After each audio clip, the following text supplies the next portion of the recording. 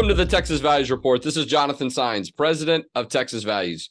Great to be with you on another glorious week in the state of Texas. There's a lot going on at the state capitol this morning. We're going to provide some timely updates for you, primarily on the school choice issue. If you haven't heard, there is a fourth special session that's been called. It's already started. 2 members of our team are at the Capitol this morning for a robust hearing that's going to take place today and also tomorrow. Actually, on the House side, the House has now got a little bit more organized and focused. They've got their own bill, HB1, that's being laid out in committee today, and the sponsor is State Representative Brad Buckley. We'll talk about a little bit of that. Did you watch the presidential debate on the Republican side last night? Got real interesting and started off with a little bit of crossfire, if you will. I might touch a little bit on that today, but we're going to focus a lot on the school choice issue. Look, we had some elections earlier this week. I'll try to touch a little bit on that. And frankly, our guest today could probably cover all 3 of those topics just as well as I do. So we're glad to have him on. Before I get into that, though, if you're watching on Facebook, we want you to share your feed. If you're getting the Facebook feed live, put it into some groups and some chats. Let's have a lot more people a part of this conversation. See, I just did that too. So we can get some timely updates. If you're new to the show, we talk about the issues of faith, family, and freedom in the arenas of the courts, the legislature, and the media. This show's been running for over 5 years. You can find it on different podcast formats, YouTube. If you're watching on YouTube, hit that little button, like it, subscribe it, all that good stuff so we can continue to offer this great content to more people. But my guest today is Jeremy Newman. He's the Vice President of Policy for Texas Homeschool Coalition and one of the most well-recognized fixtures, if you will, at the state capitol for homeschool work for close to a decade. Jeremy has seen many of these things happen and play out through the Capitol. So, while we're cautiously optimistic about, or maybe I should just speak for myself, optimistic about some opportunities we have, when you get into a 4th special session, you have to wonder if you're starting to run out of time. And so we're going to cover a little bit of that today. Jeremy, listen, you and I have spent a good bit of time together over the years working on legislation, working on court cases, a variety of things that we care about. I know you and your leader, Tim Lambert, and all the family over there at Texas Homeschool Coalition care about a lot of issues that we work on as well, pro-life, religious liberty. But look, a lot of focus right now is what's happening on the Capitol as we speak today. I was just talking with my team earlier this morning, getting some updates from the state Capitol about the issue of school choice. It appears like there's a legitimate opportunity and chance for something to get done. Let's start there, and then let's circle back, and we'll get into some of those details. How do you assess the chances? I mean, is this the best opportunity we've had in a decade, if ever, to get school choice of some level done in Texas? I think it definitely is. So, I've been doing this for 10 years. People have been working on school choice for that entire time and before I got here. And I think we've never been closer than this. And that's not to say it absolutely definitely will happen, but I do think we're on the cusp. And, there are a handful of, like, the vote margin in the House, which is really the only place that's kind of holding out on this. The vote margin in the House to get this through is pretty slim, and you only need a few people to cross over to get it through at this point. Yeah. Well, look, and that's encouraging. And, as we get into November, though, I mean, here we are. It's November 9th. We're in the 2nd week of November. You have to start wondering, though, and this is not for me to suggest that we're not still in a strong position. To your point, that things are going to get really tight, right? That window moving forward could get a little bit tighter as people start to think about Thanksgiving and people find other reasons. And I'm not so worried about people on our side. I'm worried about the other side. We know that Democrats broke quorum a week or so ago. Who knows what they'll be up to? And so the more that we can get focused, but not just focused on getting something passed, making sure we've got a good product. And we're not giving away too much, if you will, in order to buy some votes. Well, I shouldn't say it that way. In order to secure some votes or have some people support something that there probably aren't anyway. I mean, as a matter of fact, you don't have to. The legislature, the Texas House, does not need any help from Democrats on this issue. If all of the Republicans voted for this, and not even all of them, but almost all of them, there'd be enough support. But we know that's not been the case. I mean, there's been, numerous Republicans that have been holdouts. Some of them have been very vocal about not supporting school choice. And, this isn't all about politics and counting numbers. It should be about the issue. I think that the argument for school choice and the reasons for it are very strong, but the reality is there's been a struggle to get those votes in the House. The Senate has passed bills several times. Yeah. They've been involved in this during the regular session. And so to your point earlier, it's really about what the House is going to do. I think it's encouraging to some level that now the House has a bill. You know, I don't know exactly what to think about some of the things we're hearing from Speaker Phelan's office on this issue, but this is some movement, and I'm hoping it'll get us there. Let's talk about legislation. I know there are two bills. You got the Senate bill and the House bill, and they're not the same. Whether or not there's some big differences depends on who out there has read all 177 pages of House Bill 1. But before we get into the details, let's just talk big picture from the homeschool perspective. And, you know, our organization has been supportive of school choice since the beginning. People can find out some answers to questions at txparentsmatter.com. But we hear this question from time to time, that the homeschool community or some homeschool people are not supportive of school choice, or that homeschoolers have something to worry about when it comes to education savings accounts and school choice measures. Tell us why that's not true. Yeah, so there are two things I would say on that. So the first one is, if you look at the history of homeschooling in Texas and even in the whole country, whole United States, the history of homeschoolers with the state is antagonistic, right? And so it is natural for some homeschoolers to have come to this issue with some reticence, right? Of wondering if there's a risk of, and the concern people usually raise is, you know, is the state going to come after us if we have some type of state-funded ESA program that homeschoolers can use? And so just from that starting point, I would say, like, it makes sense for people to have that question at the beginning. But then the next thing you have to do is go look at the actual data, right? And when you go look at how this is played out across the country, we have 35 different states with 80 different programs going back 68 years. And not a single one of them has ever had a homeschool regulation increase come about as a result of those programs. All right, so stop. Yep. Say that again. We have 35 different states that have 80 different school choice programs going back 68 years. Not a single one of them has ever had a homeschool regulation increase come about as a result of that. Okay, so that's going out in our next email. Jeremy Newman from Texas Homeschool Coalition says this, and I'm not suggesting we get that question a lot, but it's probably one of the questions that you know, comes up the most frequent or often that we hear. Again, not from a lot of people, but I've heard it a couple of different times. And listen, I'm a big supporter of homeschool. Many of us were homeschooling during COVID, right? If you're not already. And I've worked on court cases to protect homeschoolers. And so I know how precious that right is. And to your point, I can appreciate why some people might be concerned. But the evidence demonstrates there's not any reason to be concerned. Well, there's not anything to suggest that something that you're concerned about is actually going to happen. Doesn't mean you might not still be nervous about it, but we haven't seen any evidence. So that would suggest to people there's not a risk to the homeschooling right because we're going to have school choice. Right. Yes. And the point we made to people is, like, you have to understand that whether we have school choice or not does not affect the integrity of homeschoolers' rights, right? Like, the legislature can come try and regulate homeschooling anytime they want. They don't need an ESA bill to do that. And this is another thing that's interesting is, like, if you go look across the whole country at how homeschool regulations have changed over time, they have, across the whole country, they have plummeted during the same period where school choice programs have proliferated, right? And whether or not homeschool regulations increase or decrease is not predicted by whether you have a school choice program. It's not even predicted by whether or not it's a red state or a blue state.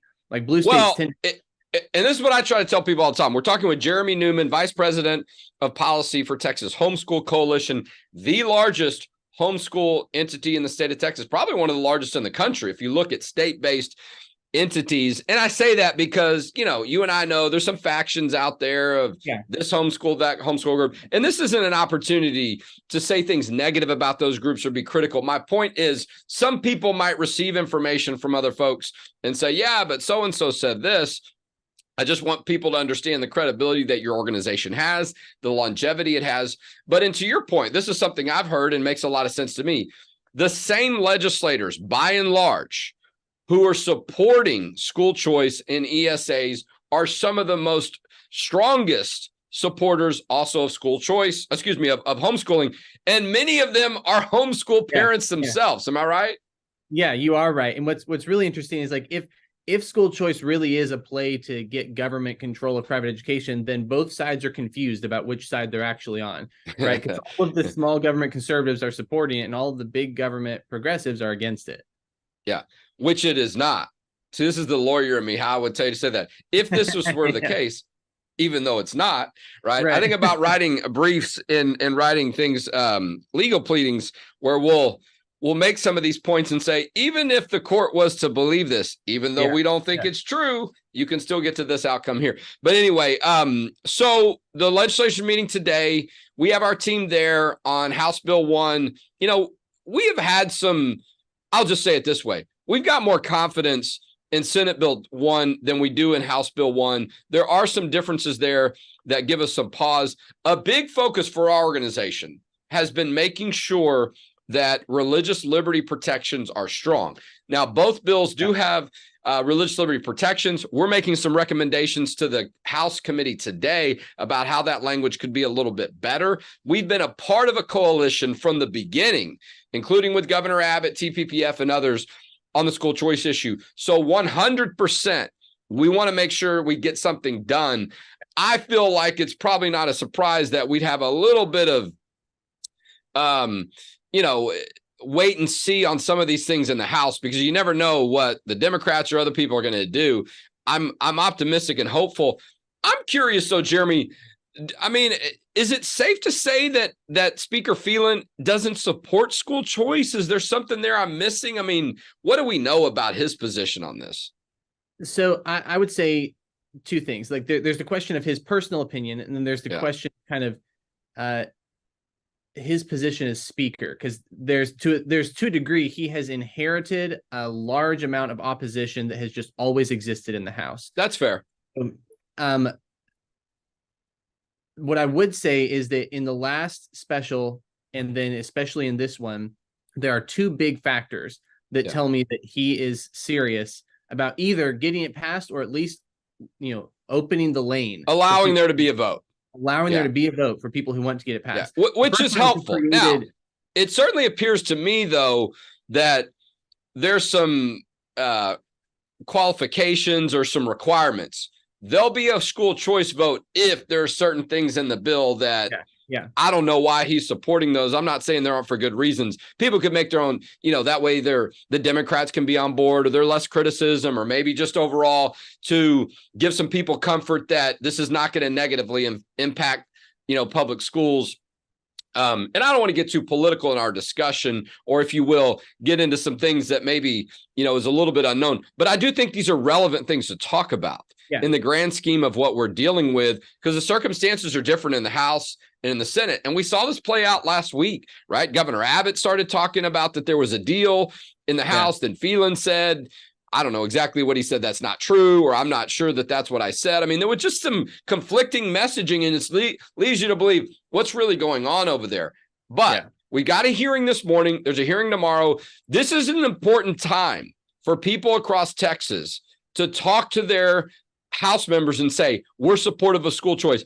Doesn't mean that the details don't matter. That's what our group is focusing on, making sure safeguards in place and do not jeopardize homeschooling, making sure safeguards are in place that do not jeopardize the freedoms that we have, the religious freedom, the right for private schools to operate based on their own principles. So we will not lose sight of that. And I know you won't either.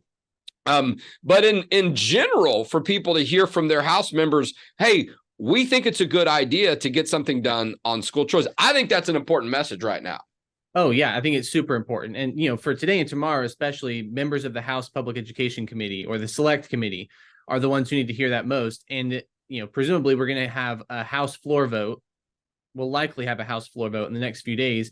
And then it's kind of game on. Everybody in the state has a House representative that they should be calling at that point to tell them that they need to vote yes on ESAs. Well, and I think, look, this is, I don't know, you hear that it's a lot of rural Republicans that are holding out, but, you may have a Democrat in your district. Don't think, I'm not even going to bother call them. call that Democrat. That Democrat might be in a district that's a little bit more of a swing district. A lot of urban school districts. I mean, look at Houston ISD. Okay, I grew up in Houston. I did not go to Houston ISD schools. I went to a school a little bit just outside, which is probably inner city at this point, Galena Park Independent School District.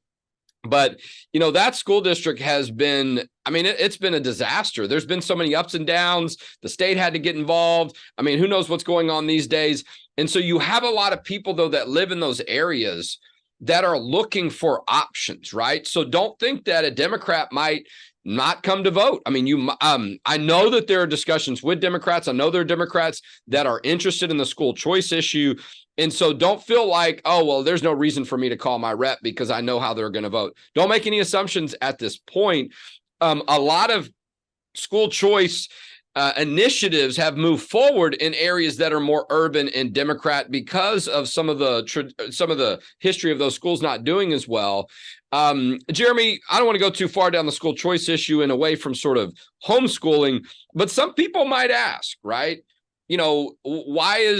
What is it that benefits homeschoolers, and the Homeschool Coalition is involved in this, that school choice has been important to your organization?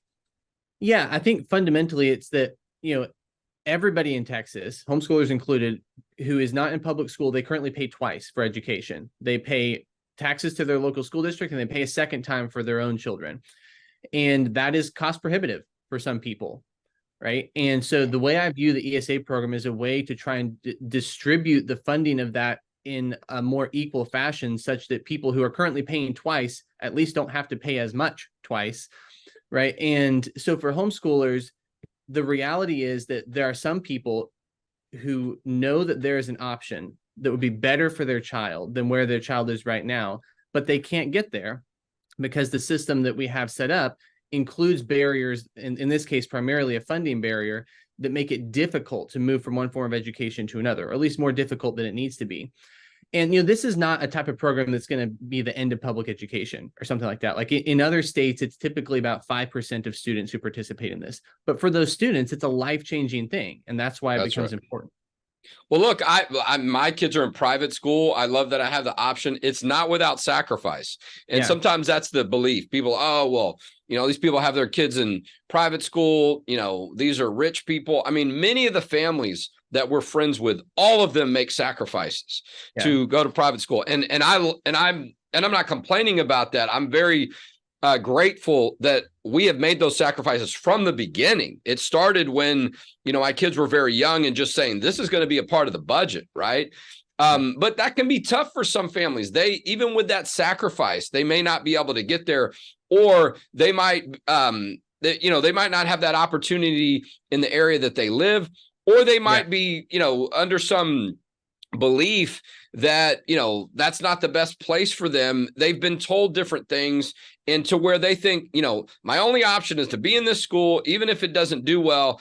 And I have some allegiance there. And I just think that that's really a shame, because not everybody learns the same way. Let's talk about this real quick. There's an article that came out, you were quoted in recently, the high withdrawal rates from government schools. Talk to us a little bit about that and why that's so important on this issue. Yeah, so the TEA collects data that shows how many students withdraw from public school to homeschool every year. For some reason, they only collect it in grades 7 through 12. But in grades 7 through 12, we currently have 30,000 students per year leaving the public school system to begin homeschooling. If you factored in grade 6 and below, based on other states, we're probably looking at close to 60,000 students per year leaving the public school system to start homeschooling. And I think, none of this is to say that the public school system doesn't provide an important function for a lot of people, but that's a pretty heavy critique, right? Yeah. Well, look, it's some indication that it's not working for a lot of kids for whatever reason. For a long time, and I don't know if they're still doing this, Austin ISD was advertising on several billboards that how great public schools were, and basically come back to our schools, because their enrollment numbers were way down. And I don't know if they've even resolved that problem. And so there is a trend there for whatever reason. So if this is about what's best for kids in education and not just catering to the public school lobby, and somehow, it's become some type of judgment on you because you criticize the public school. We got to break away from that and just, entertain the idea and accept it, that kids learn differently in different environments. And look, the money should follow the child. I'm a big believer in that. Right. And in many of these situations, whether it's Senate Bill 1 or House Bill 1, the public school is going to get some money, whether the kid goes to their school or not. Am I right? Right. Yeah. Yeah. And a lot of these bills include, like, they leave a portion of the funding at the public school when the child leaves. That's a pretty good deal. Yeah. I'm like, for that alone, if you're like a public school person who you're like, it's all about the public school and that's what you're supposed to be defending, that's kind of a good deal. I mean, kind of, it is. Yeah. Yeah. It's interesting. All right. Well, listen, we're about to run out of time.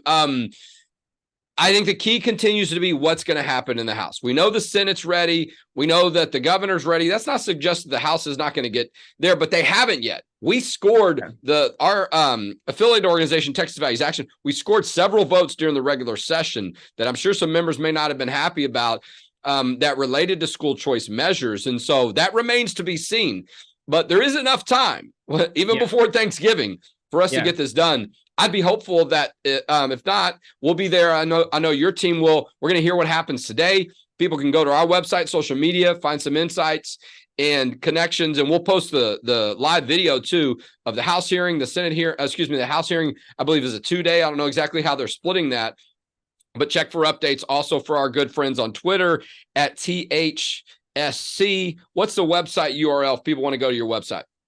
THSC.org. THSC.org, Texas Homeschool Coalition. Jeremy Newman has been our guest today on the Texas Values Report. Thanks, Jeremy. Thanks for having me. I appreciate it. All right. I was having such a great time in the conversation. I didn't leave a lot of time left for some commentary and some other issues. So let me go quick. 2 big events that we're having. All right. On November 30th in Houston, speaking of public schools, someone who got fired from a public school for praying, another reason why a lot of people have concerns and they want to look for options. Coach Joe Kennedy is going to be our keynote speaker in Houston. Our good friends at Texas Homeschool Coalition are sponsoring our event as well. We thank you, Tim Lambert, and all the crew over there. But go to txvalues.org/events, or just go to our homepage, txvalues.org. I believe there's a link there. Get your tickets today. We're already getting a surge in interest. We put up some new graphics, some new information, and we're excited about that. Wonderful sponsors over there at November 30th in Houston. Senator Mays Middleton, Representative Valerie Swanson, our good friend Christian Collins, many others on that host committee. If you're in the North Texas area, come to our event on December 6th with Riley Gaines. Man, is that woman all over the place. Every time I look on social media and look at the news, Riley is right in the middle of it. This is the female swimmer, the award-winning swimmer who was forced to compete against a male in sports and now is, I would say it's safe to say, the leader of the Save Women's Sports movement. She's also doing work with Independent Women's Forum, Leadership Institute. She's going to be there in person on December 6th. Conservative talk show host Mark Davis is going to be our MC. I'm going to be on his show in a week or so. So is Riley, talking about the event and some of the current events going on. Kelly Shackelford, board member of Texas Values and the CEO of First Liberty Institute, will be a special guest there. We're going to give out an award in his name, which we do every year. The events in the Dallas-Fort Worth area and in Houston area, we're going to recognize our faith and family champions from the House and Senate from the stage at both of those events. So these are members of the legislature that scored 90 and above during the most recent legislative session. That does not include votes taken during the special sessions, only during the regular session. I know there's a bill going to Governor Abbott's office, speaking of special sessions, that Texas Values supported. This is a new bill that makes it clear that you as an employee cannot be forced to violate your beliefs on vaccines. So there can't be forced vaccine mandates against you in these settings. Tremendous victory. Looking forward to Governor Abbott signing that. I think that's being signed tomorrow, according to a member of the legislature I saw on social media. So thank you, Greg Abbott, Jeff Leach, I believe, in the House, and in the Senate. I'm going to have to go look at it. I believe it was Mays Middleton. If I'm wrong, we'll put a correction on that, but I believe that was correct. So a victory there, but school choice hanging in the balance. Great opportunity. 30 other states have done it. Texas needs to be next. There was a big Republican primary debate last night. Sparks were flying, all right, between Nikki Haley and Vivek. And also you had Ron DeSantis get in some good points there. a lot of good discussion. You can see some of that on social media.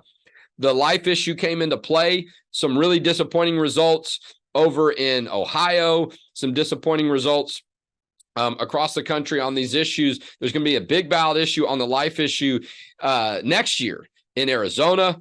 We got to get organized, folks, on the pro-life side and figure out how to deal with these things at the ballot issue. The issue is strong, but something is not transferring when people go to decide to vote on that. So we're going to see what we can do to help with some of our friends in our state Family Policy Council network. Listen, a lot of reasons. We just helped so many people be in a position to be informed for this past election through our partnership with iVoter Guide. We need your financial support as we get close to the end of the year. Make your plans now or make that donation today. Go to our website, txvalues.org. We're a 501c3 nonprofit Christian organization, so we appreciate your support. Make that donation today at txvalues.org. And that's how together we can protect faith, family, and freedom in Texas. And we'll talk to you next week on the Texas Values Report.